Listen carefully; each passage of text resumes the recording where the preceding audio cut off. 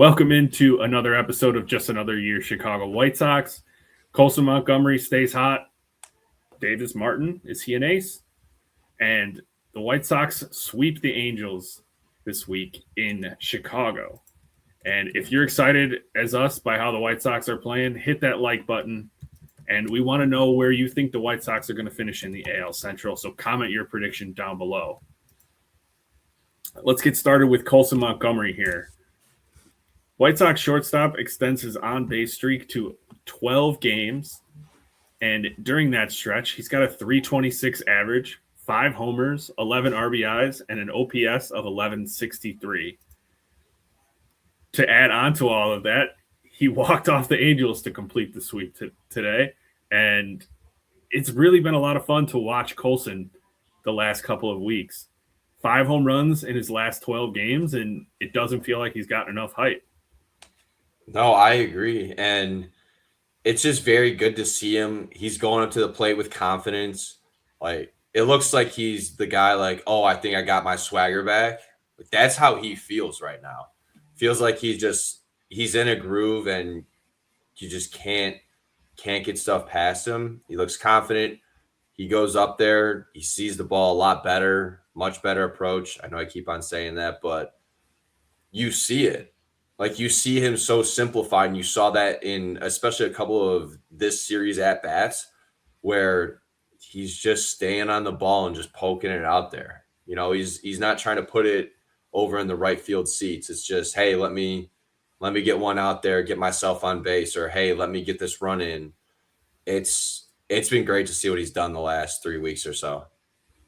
Well, he's got so much power, right? Like, he doesn't need to be the guy who's fully selling all the way out for home runs because he's just going to hit them because he's so strong and he hits the ball so hard when he barrels it up.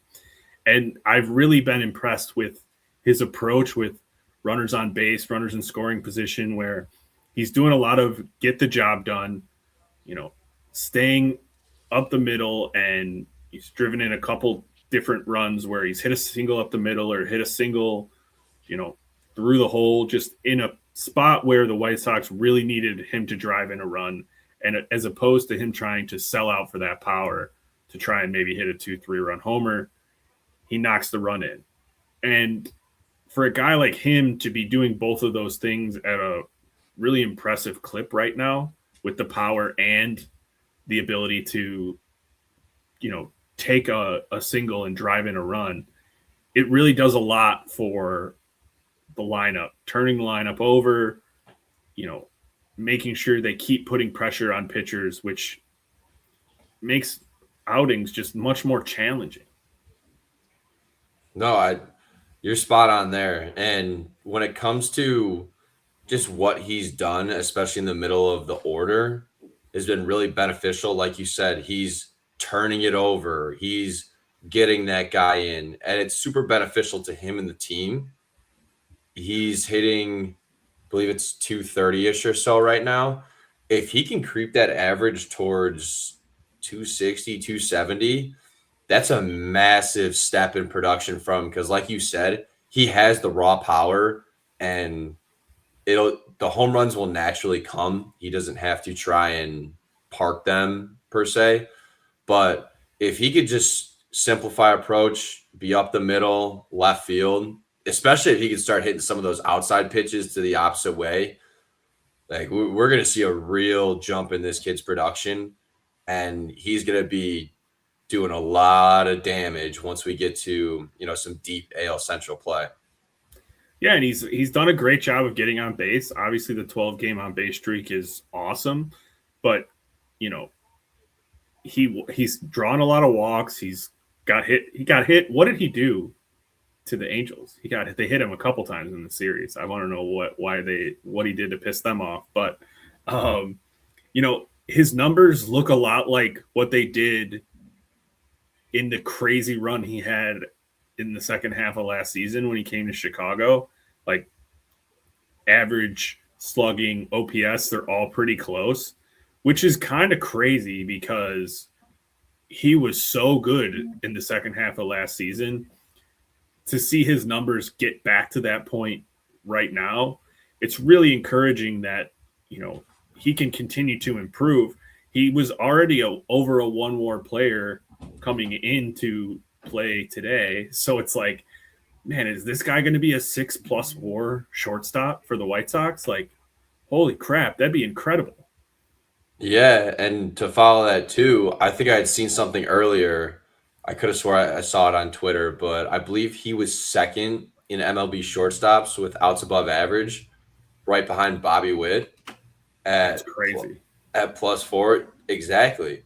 And it seems like after that, maybe first 10 to 12-ish games or so, something flipped in his head because he seems very smooth when he's in the field. He's going to the plate with a ton of confidence. Not a lot is phasing him at the plate, which if you looked early on in the season, he just did not look comfortable in the box at all. Looked like he was very uncomfortable. And he's just simplified so much in his swing and his approach at the plate where he can go up there and be productive, really when he needs to be one of the top 2 productive guys on this roster. Yeah, I mean, all the talk about how he wasn't going to be able to stick at shortstop, like he's shown in his first 102 games a very strong ability to play the position. And I mean, I thought, maybe he could be good. He's got a strong arm, but he surpassed my expectations in the field by a long shot. Yeah, and it's a big topic of debate right now because he's our starting shortstop. He's not going anywhere. But when we're kind of looking down the line, it's like, what is going to happen? But I'm happy to see this from him because he's proving to a lot of people that it's like, oh, does he have the defensive ability to play shortstop? He's showing you right now that he should be plugging in at shortstop just about every game. And no one's taking that spot from him. I feel very confident saying that right now with where we're at. But again, it's just like for him being a big guy, he's so smooth in the field. And I don't remember seeing a guy with that kind of size playing shortstops. It's like Troy Tulowitzki. Yeah, or Corey Seager. Those are really those are the big shortstops we like that have had that kind of success. His baseball savant page is quite something. 97th percentile fielding run value, 94th percentile bat speed. Like Colson is fantastic. And you sent a stat earlier today about Colson Montgomery's 29 home runs since July 22nd of last season. Yeah. That was really eye-opening. Yeah, so the stat was, I got it pulled up right here. Since July 22nd of last season, Colson Montgomery has 29 home runs. The only other notable players over that span, Cal Raleigh, 29 home runs, Aaron Judge, 28 home runs, Junior Caminero, 28 home runs, Shohei Ohtani, 26 home runs. And Matt, I'll do you one better. The craziest part about Colson being at the top of that list with Cal Raleigh, he has the fewest plate appearances out of all 5 of those names. And you have a couple of big guys in there. Yeah, he's been special to watch, and it's hard not to get out over your skis. He's played 102 games, and it feels like, oh, this guy's just a superstar already. So I'm really excited to see how he can continue this season because we're looking at, a 162 game pace of 45, 50 home runs. And that's crazy. I didn't expect to see that right away. Just the what Colson Montgomery has done in the last 12 months from a guy whose swing was completely broken to going to Arizona, resetting it with White Sox staff, coming up to the majors and just lighting the world on fire. Got off to a bit of a slower start this season and then has just turned it on in a big way. And if it weren't for Mune, he's the only thing we'd be talking about when it comes to the White Sox. I completely I completely agree. It's insane to see just the turnaround he's had in the last, like you said, 12, I'll say 12 to 18 months or so. Just really getting back to being this stud shortstop that we drafted him to be back in 2020, I believe, 2019, somewhere around there. But it's been 2021. 2021. It's just been unreal to see this kid over that time. Yeah, it has been. So we'll head on over to the other side of the mound here in a second. But first, please subscribe to the page. We're getting real close to our first goal of 100. We just need 10 more. Please subscribe to help us get to that first goal. Is Davis Martin an ace? He's sure pitching like one right now. It's very interesting to watch him pitch right now. Like right now, I'd probably say he's number 2 on my list of, like when Noah Schultz is pitching, I'm like, I got to sit down and watch this kid. Davis Martin, I'm like, I got to sit down and watch him. And what's really interesting is after last night's game, I believe it was Brooke Fletcher he was talking to on the broadcast, and she was just like, do you feel the pressure of being the ace, blah, blah, blah. And he was like, no. He was like, this is just me and the boys. Like, we're competing every time we go out there, like who's going to do the best, so on and so forth. And that was a really cool answer to see, because someone where there's not really an ace on the team right now could be saying, yeah, like I want to be that guy, I want to take that spot. And he's like, no, we're out there having fun. Vibes are high. And you could see it. It's like something you see in a kid. He's going out there just having fun, pitching his nuts off. It's crazy to me. It's awesome. It's also pretty crazy that he's speaking on the broadcast in the same game he's been pitching it. Like he started the game and then it was like the 7th or 8th inning. He's talking to Brooke Fletcher during the game. Like that blew my mind. I couldn't believe it because he's talked a lot during the broadcast, but not around his start day. So I thought it was very interesting. But as we close out April for the White Sox, as they have an off day on the last day of the month, Davis Martin so far has 6 starts. He's 4-1 in 37 innings pitched with a 1.95 ERA and a 33-8 strikeout to walk ratio. I don't really know how much better he can pitch than this. He's really done a great job of limiting the walks. He's not giving up hard contact, and he's just pumping strikes. I mean, he struck out, I believe it was 7 in his last start, and I was surprised. I'm like, holy crap, Davis Martin has 7 strikeouts.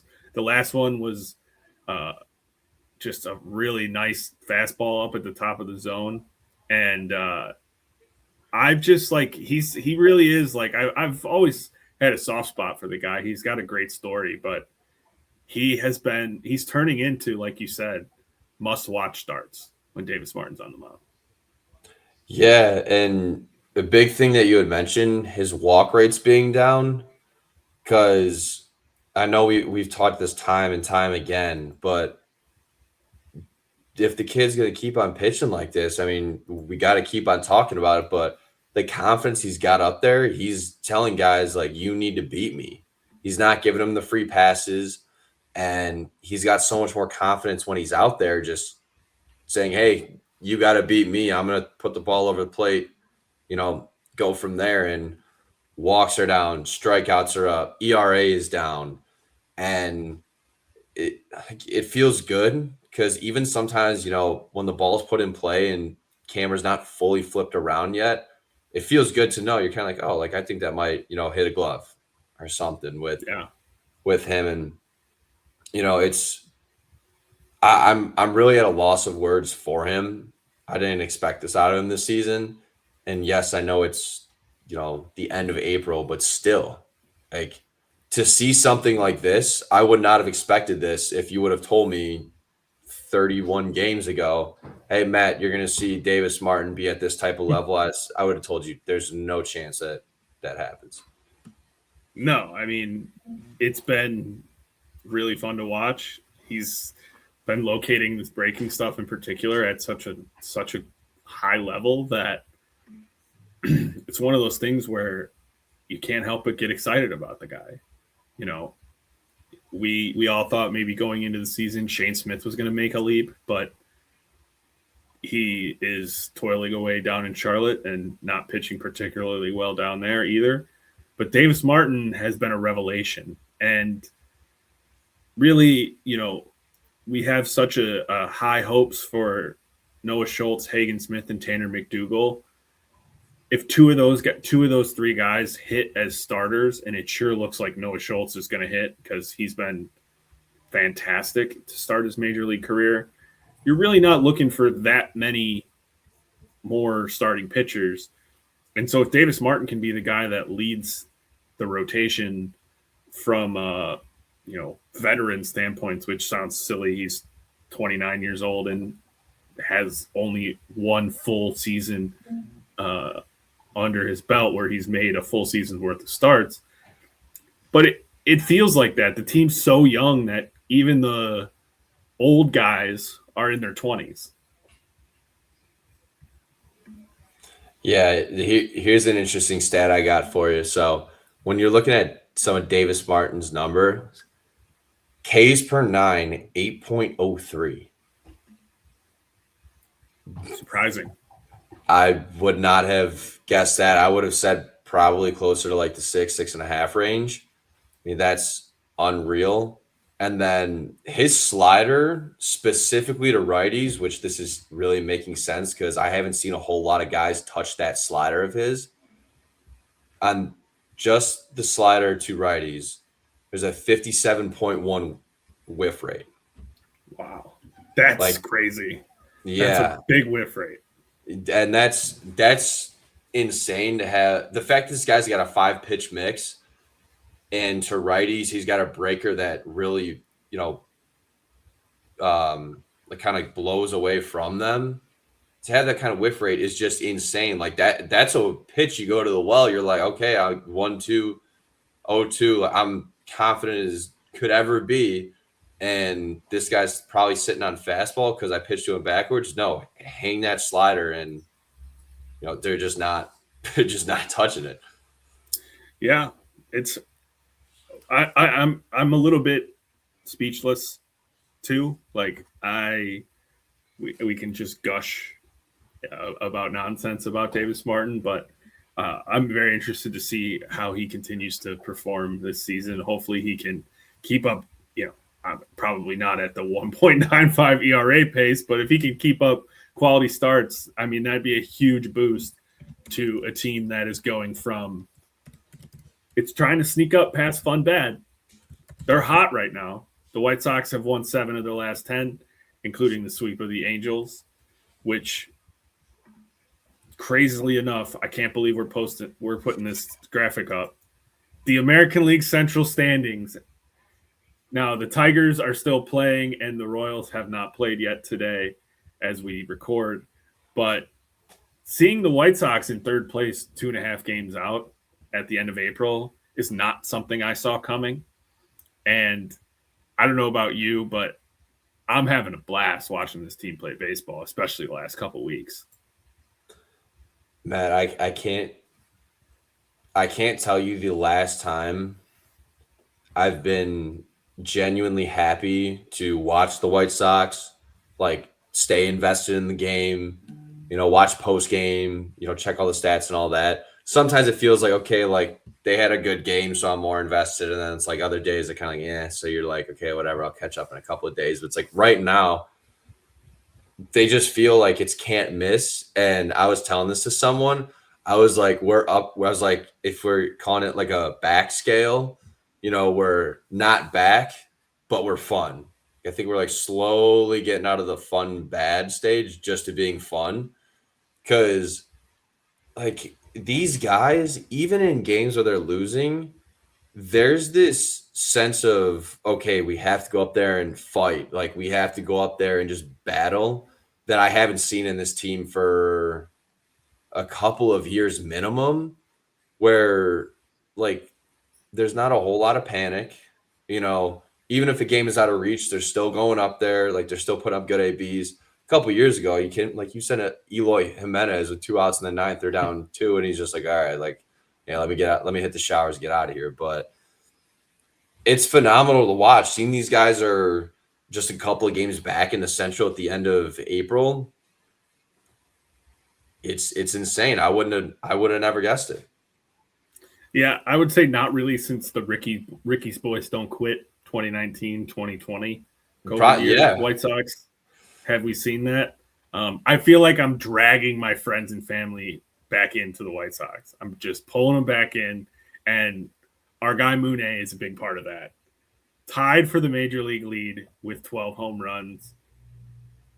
There's not much more to say about this guy. Like, he just keeps drawing walks. He keeps hitting balls ridiculously hard and hitting moonshots out of the park.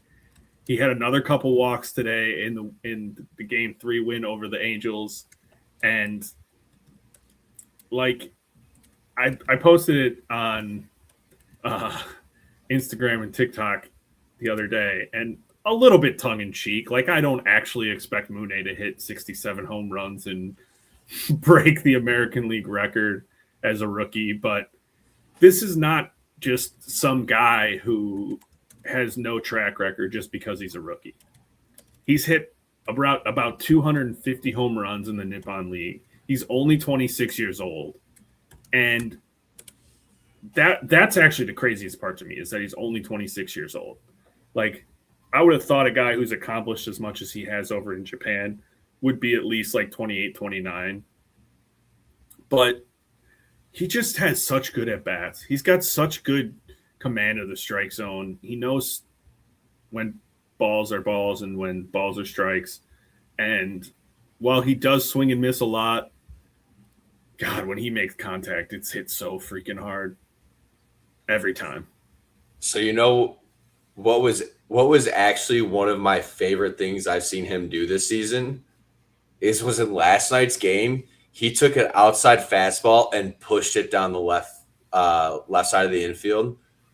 That made me so unbelievably happy to see, because all I could think is, if this kid can do this, not every at bat, but if he can mix this in there just like a little bit, like, his numbers are going to blow up, because we know he's got the raw power.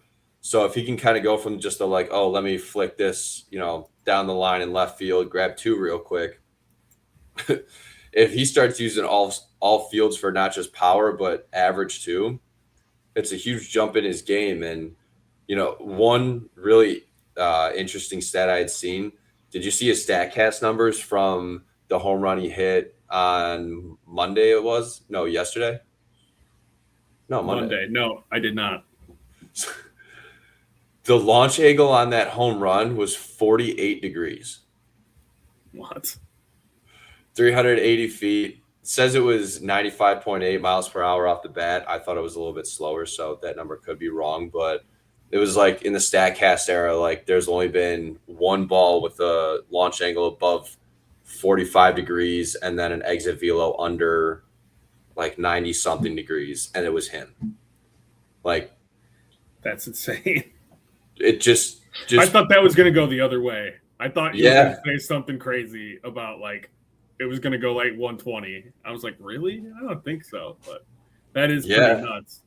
It's just something you don't see, because think about all the home runs you see, not just from him, but in general, it's always, it's 98 to 114 off the bat. The launch angle on it is, if it's a deadline drive, 19 degrees to maybe like a 31 degrees or something. To basically just put that ball up in the air and be sitting under it, which if you look at the clip from the home run, he's kind of just like staring up at it, like, is that thing going to push out? And like you said, the kid's 26. I don't really know what to say, because it feels like he just keeps on wowing Sox fans every game, every other day. Well, another thing that's been super impressive about Mune is it goes right in line with what you were saying about watching these guys who clearly care and want to do the right thing all the time, is a couple weeks ago, the White Sox were up big, and Mune hit a chopper, and he busted his ass down the line and beat one out. And the rest of the guys in the clubhouse were talking about it for like days after that. Like, this guy doesn't have to do that. We're up 8 runs. He's hit all these homers, and it makes it more fun to watch a team that you can tell cares, right? You can tell wants to put everything into it every day, and it makes a big difference for the viewing audience. Yeah, I mean, two years ago we lost 120 games. The Sox were physically unbearable to watch. It was so hard to turn a game on and say, I'm going to sit here for the next 9 innings, actually watch this team. But now, again, it's like, I want to watch them. I don't want to miss any games. I want to go to games. I want to do all the extra stuff. Like, just having that feeling of this team is fun, this team is competitive again is so much fun, because I feel like I haven't had it in such a long time. And Mooney probably is a big piece to it, because maybe just the work ethic he's brought over, kind of being the new, person in the league. Maybe that's helped the team, or maybe just this team gelled through off-season spring training. I know a few players have mentioned that, they've been really close since spring training, but whatever they're doing right now, don't stop, because I got really excited and really happy watching this sweep. And I could not believe today I was texting people like hell yeah, Sox got a sweep today. Like, it just felt different. Felt great. Yeah. There was a lot of contributors in this series, all up and down. So want to give you the chance first. Who do you want to shout out for their performance? So I know this is a guy who I'll say me, kind of talked down on him pretty early in the season. And since he's looking like a veteran leader, he's looking like he belongs to be playing every single day, both sides of the ball, not just DH. But Miguel Vargas, we were just talking about his baseball savant numbers before we started. And the fact that his chase rate is as good as it is makes me feel really confident for him, because a year or two ago, it felt like anything that came over the plate, he's swinging and missing. Oh, he's rolling over. And now a lot of times you see not only one is he putting the ball in play, but when he's putting the ball in play, he's barreling the ball too. So this confidence boost I've seen in him over the last week and a half, is really good. And to see him, really get close with Mooney, I know that's a big topic I've seen on White Sox Twitter. It's great. I got to give him a shout out for what he's been doing for this team recently. Well, I'm going to go with Sam Antonacci. I love watching this guy play baseball. I mean, no, he has not lit the world on fire by any stretch of the imagination. But he's just so fun to watch. There's something about this guy I can't stop. His RBI triple to tie the game up in the 9th. Like, even though there's other guys that I'd rather have up in an important situation like that, he's pretty high up there. He takes the hit by pitch. He is the king of "We've Got Ice" from that we all heard as kids growing up playing baseball, and he plays so freaking hard, max effort all the time. Like, I just love watching this guy play, and I am very excited that he is on the team and getting to play a lot out in left field. And I think that we're going to see this guy like continue to get better and better as he gets more comfortable, because he plays with his hair on fire all the time. And I saw something, I think it was like a week or two ago, where someone described him as a psychopath, one of his teammates. And that makes me so happy. I love me a good psychopath. You need a good psychopath in your locker room to be a really good team. And in baseball terms, psychopath in just the best way. And so I'm really excited to see where things go from here for Sam Antonacci as well as the rest of the White Sox. And in the words of the great Hawk Harrelson, don't stop now, boys. That's going to do it for us on another edition of Just Another Year Chicago White Sox. The White Sox are heading out to San Diego for a weekend series with the Padres, and we'll see if they can keep those wins coming. Go White Sox. Stay hot, White Sox.